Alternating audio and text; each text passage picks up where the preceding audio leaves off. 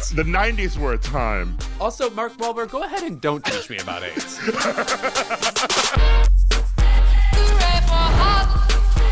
And we are back for our favorite segment of the episode. It's Keep It.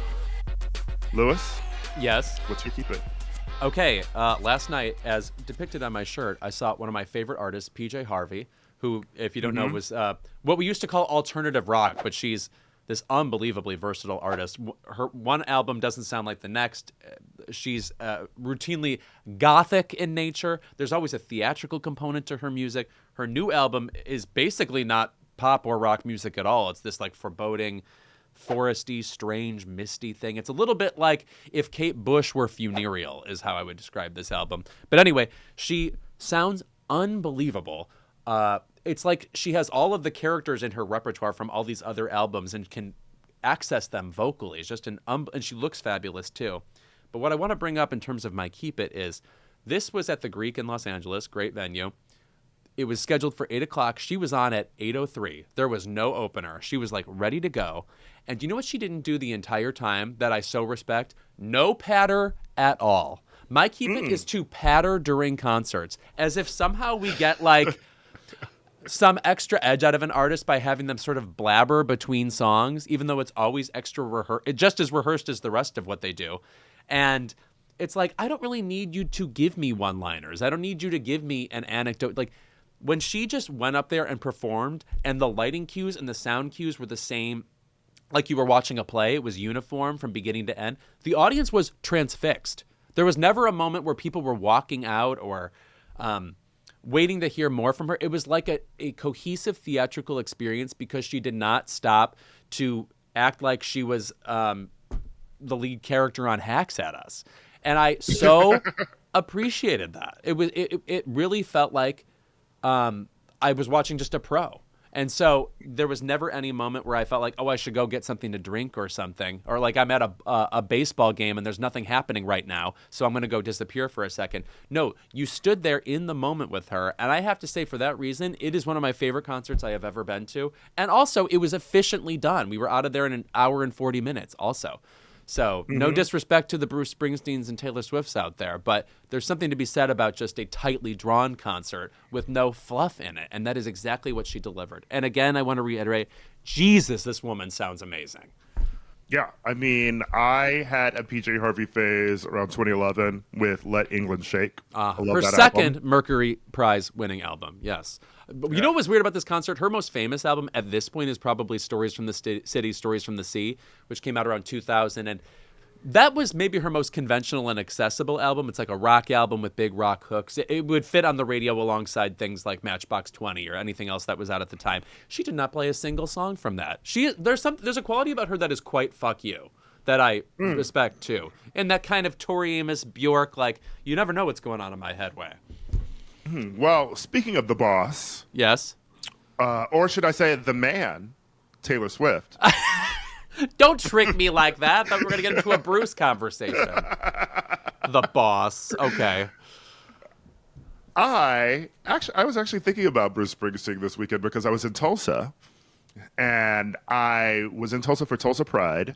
I was flown there by the city of Tulsa with a bunch of other gays. Okay. They're falling apart over there. All right. Yeah. It was fun. I was at the Woody Guthrie Museum. Oh, that's cool. And I got to see the Bob Dylan archives. Awesome. Also, Tulsa, I assume there's a Hanson Museum you also saw. Yeah, no Hanson Museum, but apparently there's a Hanson Day. Okay. Every year that becomes Hanson Week. And too much time. Okay.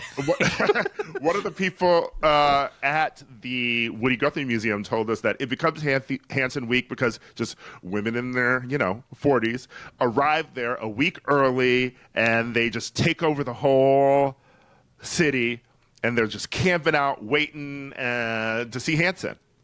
Wow. Zach, Isaac, and Taylor, huh? They're still in this? Yeah. Yeah. But obviously Bruce was a focal point of the Woody Guthrie sort of museum because there were a lot of artists who were inspired by him. Certainly. And, they gave interviews and everything. And Taylor was not one of those people, but I'm sure she's inspired by Woody Guthrie. All the time, yeah. This land is all our land, duh. Yeah. Anyway, Taylor Swift, my keep it goes to her this week because I want to talk about how she and so many artists we know love to use Good Morning America as their propaganda news outlet. Of course. As my friend Shay likes to refer to it as, like remember when Beyonce announced she was vegan? She would just On sit Good right Morning down America. with George Stephanopoulos. What always happens is they announce that they have an announcement coming up on Good Morning America to get their fans watching the show, and then it's always some bullshit. Right. So what was she promoting? She was promoting the Eras Tour book. As in like a picture book? Yes. Excuse me. Excuse me. The Eras Tour picture book is the internet. If you have not seen fucking pictures from the Eras Tour, you're a culturally richer man than I am, because all I've fucking seen is that. Now, Louis, it's never before seen photos. Oh. Of what? From what angle?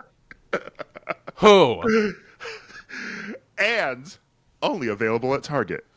Oh. You don't say. I can't imagine it living anywhere else. What a I mean, is it like a coffee table book then? Yeah, it's a coffee table book, obviously, and it's like a lot of pictures. And honestly, my real keep it should go to Beyonce, because where the fuck is the Renaissance Tour book? Oh, no, that would be actually sort of eye-popping and something to look at. But also, if you have a Eras Tour coffee table book, it's probably more of a Frappuccino table, right? You're not really at the sophistication level of real coffee. You know what I'm saying? It's time for me to turn around and leave. Yeah. I went home with someone once, and I saw. Let me tell you what I saw in their kitchen. Oh God! I saw 3 Eras movie AMC cups in their kitchen. 3 of them. Now, why would you say that to me, Louis? What am I supposed to do with information like that? Get through the episode? Enjoy myself? I'm having a bad time. Well, luckily, it's almost over. Yeah. 3 cups. Yeah. 3 of them. Yeah.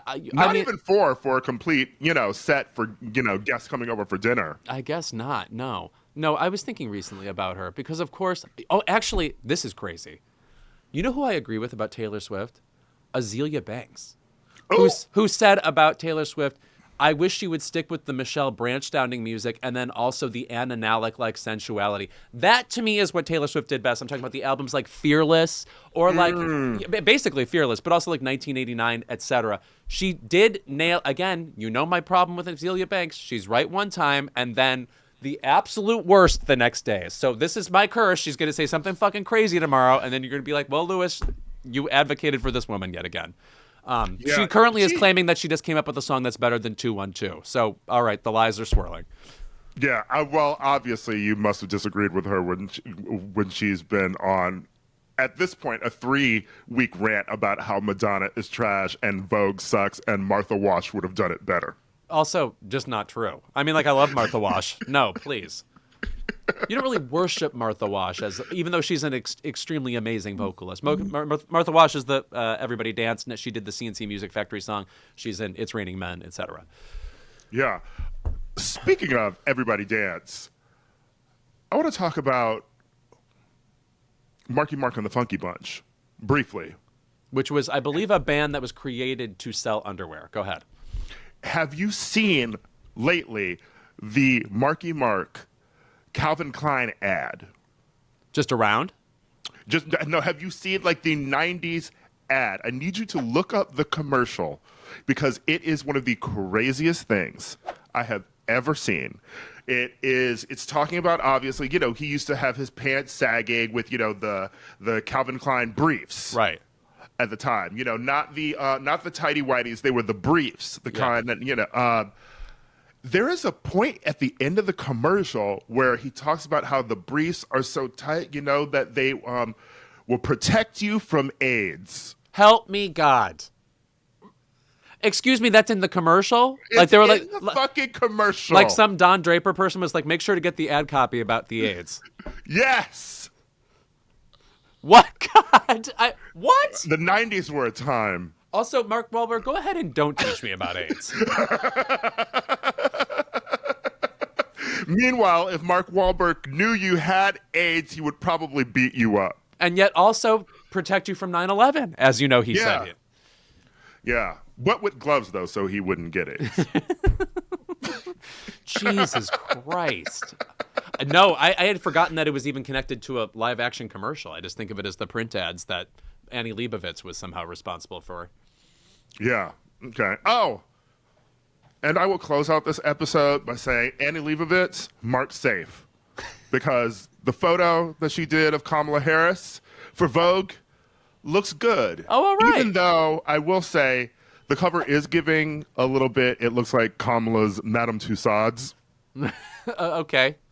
It looks like her statue. And I don't want to give Annie too much credit because Kamala is very light-skinned. Sure. Right. You know. No, but this is from her time. Wait, sorry. What is this from? Vogue? She just did a Vogue cover. Oh, okay. I haven't looked at the Vogue covers much recently. I'll glance at it. Annie Leibovitz's best work is still Bruce Springsteen in that trench coat skating. If you know that Rolling Stone cover, go look it up. The boss. The man. We love him. And how he looks kind of like Tilda Swinton at the moment. Get them in a movie together. Yeah, please. Switch spaces. Yeah. Or let her play him. That's what I'm saying. And I'm not their situation. Yeah.